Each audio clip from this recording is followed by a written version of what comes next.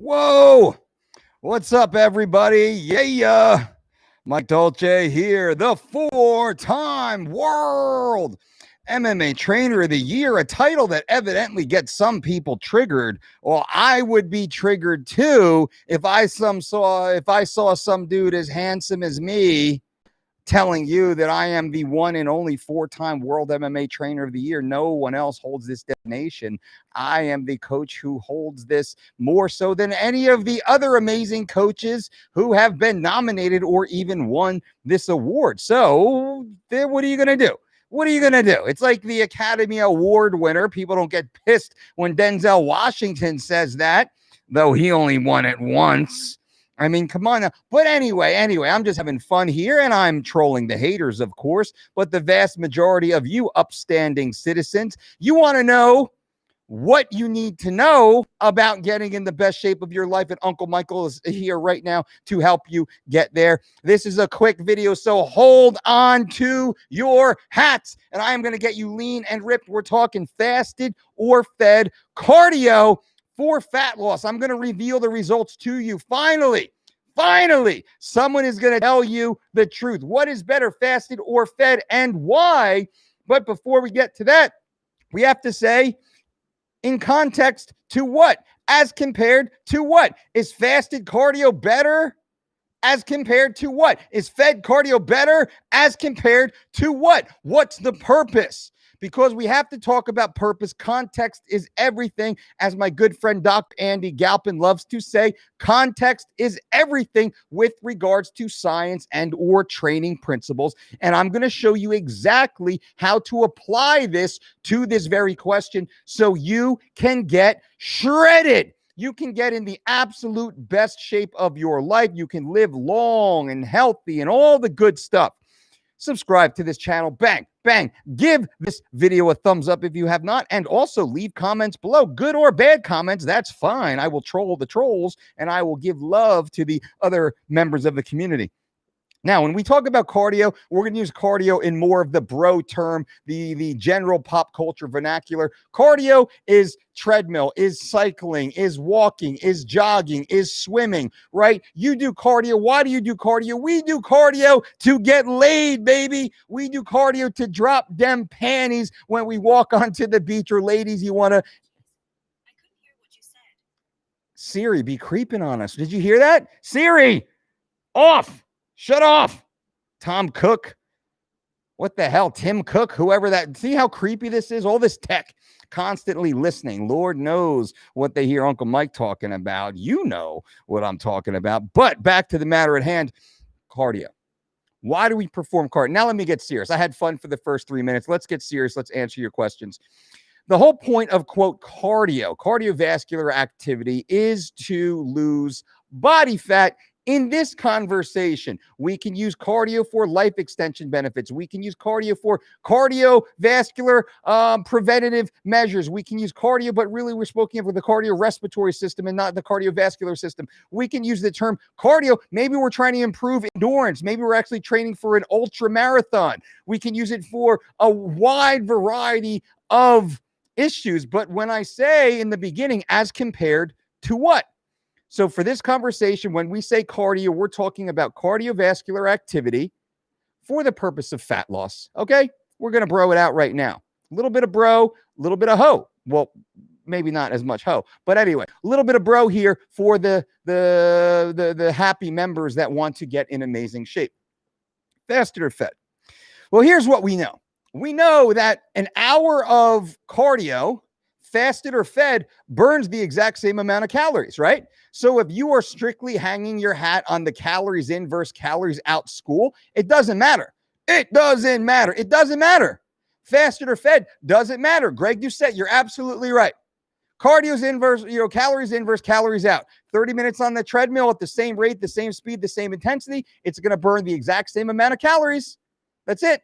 Right? So if you're trying to burn 500 calories, fasted or fed does not matter. But when you put the black belt around your waist like Uncle Mike has, then we can actually take it deeper and we can get down into the underlying biochemistry that actually facilitates very specific adaptations, with which we are referencing the fat cell itself and the alpha and beta receptors inside these fat cells. Now we know irrefutably that aerobic activity in the absence of insulin, which means fasted, because when we consume food, when we ingest food, insulin is released into the bloodstream. We want to tamper that.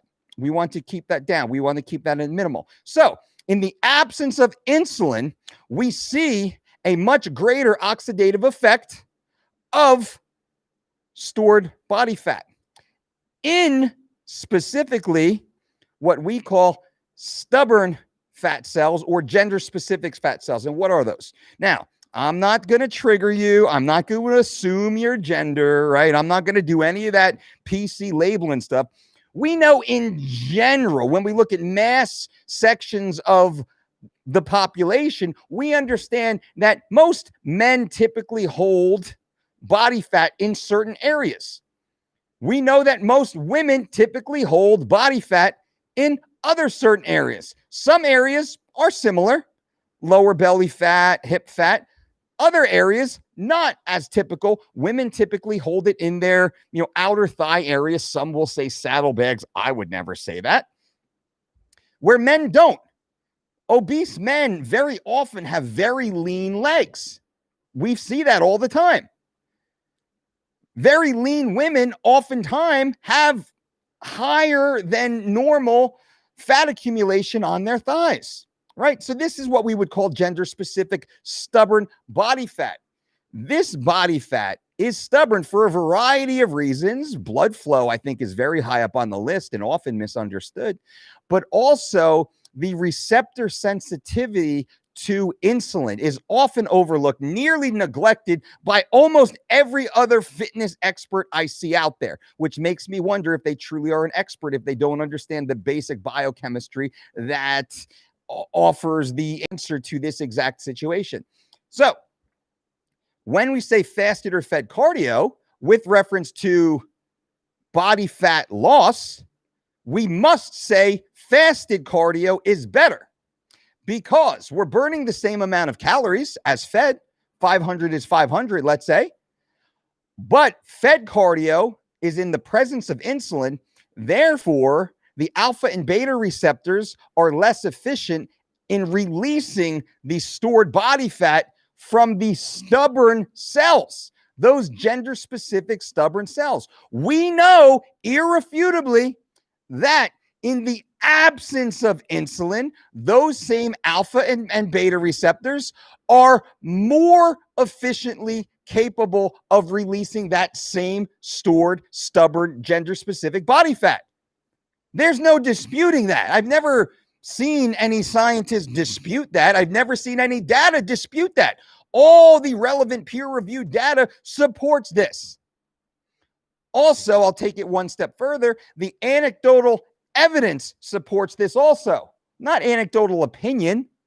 The anecdotal evidence, which I will point to the vast majority of bodybuilders and bikini competitors, and we work with many of those stage beauties, male and female. Now, I don't want to talk about my own clients because that will infer a bias. So let's take me out of the equation here, though my own experience, anecdotal experience, supports what I'm saying, which is why I share it with you.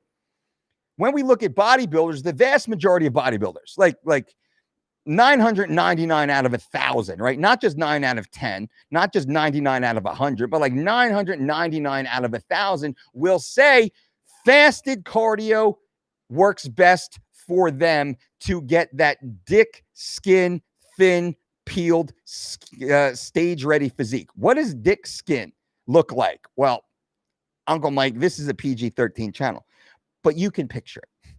There's not an ounce of fat. You can literally see through the skin. It's translucent. Male bodybuilders in the open category, in the classic category, in the 212 category, in the men's physique category, they will look out of shape unless they are in mid to low single-digit body fat percentage. That's like at 5%. A bodybuilder at 6% standing next to a bodybuilder at 5% will look out of shape. The ability to go from 6%, and 6% is shredded. If a bodybuilder at 6% body fat walks into your pool party, holy cow, you're going to swear that's Phil Heath. You're going to swear that dude can win the Mr. Olympia at 6% body fat. But 6% body fat is considered to be fat and soft on a bodybuilding stage. Why do I say this? I say this because the bodybuilders, crazy as they are experts at getting down to that low single-digit body fat percentage. And with that being said, they by far perform fasted cardio. Fasted cardio. Low intensity, steady state cardiovascular activity in the absence of insulin has a much greater capacity to burn total body fat while also more efficiently releasing the stored, stubborn, gender-specific body fat that you and I and every single one of us should be worried about. So when you're performing your cardio, always consider performing your low-intensity, steady-state cardiovascular activity fasted first thing in the morning, knowing later on in the day, as we start eating, as we're fed, as we're fueled, the majority of everything we do from that point on will be fed. It will be fed. Cardio. When you're hitting your weights, when you're hitting your high-intensity interval training, when you're doing your CrossFit Metcons, when you're bag work and sparring in the MMA gym, whatever it is, that's fed. That is in the presence of insulin.